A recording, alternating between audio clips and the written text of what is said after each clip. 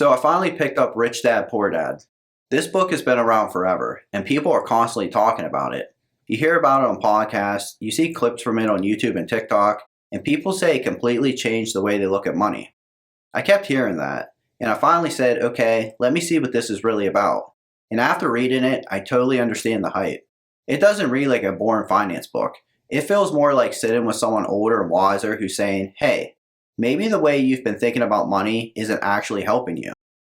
Before we get to the video, if you're new here, my name is Elliot. I make videos about investing, the stock market, and I share updates on my own portfolio, which is on the Robinhood app. If that sounds like something you enjoy, consider subscribing. I upload new videos every 2 weeks. The first idea that really stuck with me was the whole rich dad versus poor dad mindset. Poor dad is smart, he works hard, he believes in school, good grades, and a secure job, but he still struggles financially. Rich dad looks at money differently. Instead of thinking, how do I earn more from a job, he's thinking, how do I build or buy something that keeps paying me? Instead of only chasing a paycheck, he focuses on assets. And when I read that, it made me look at my own thinking. I realized how easy it is to just fall into the pattern of work, get paid, spend money, repeat, without ever stopping to ask if there's a better way. Another part that hit me was how most people work for money most of their lives instead of learning how to make money work for them. We spend so many years in school, but nobody sits us down and teaches us about cash flow, investing, building wealth, or even basic financial decisions. We're trained to be good workers. We're trained to show up on time and follow directions. But when it comes to money, a lot of us are basically guessing. And fear plays a huge role. Fear of losing money, fear of looking dumb, fear of trying something new. So instead of growing, we stay stuck in the same financial cycle. The idea of assets versus liabilities really made me think. An asset puts money in your pocket. A liability takes money out. Simple. But when you really start applying that, it changes your perspective. That shiny car payment, that expensive lifestyle, that stuff that looks cool on Instagram might actually be draining you.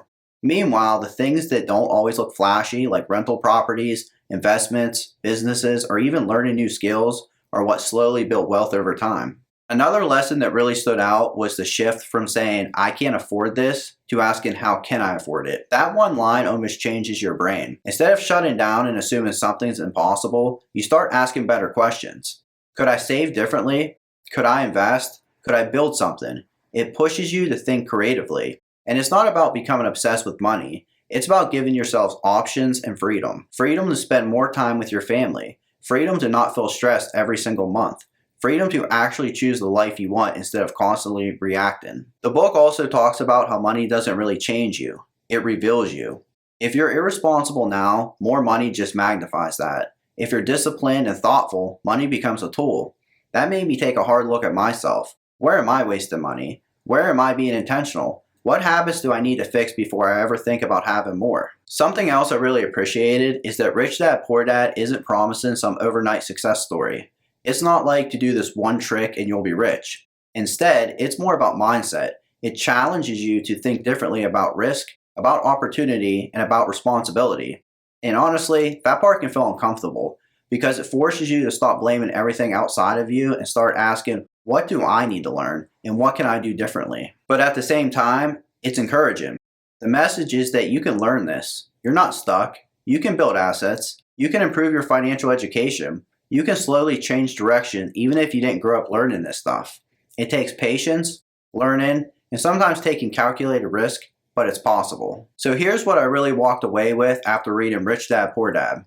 Learn about money instead of only working for it. Focus on owning assets instead of just buying more stuff.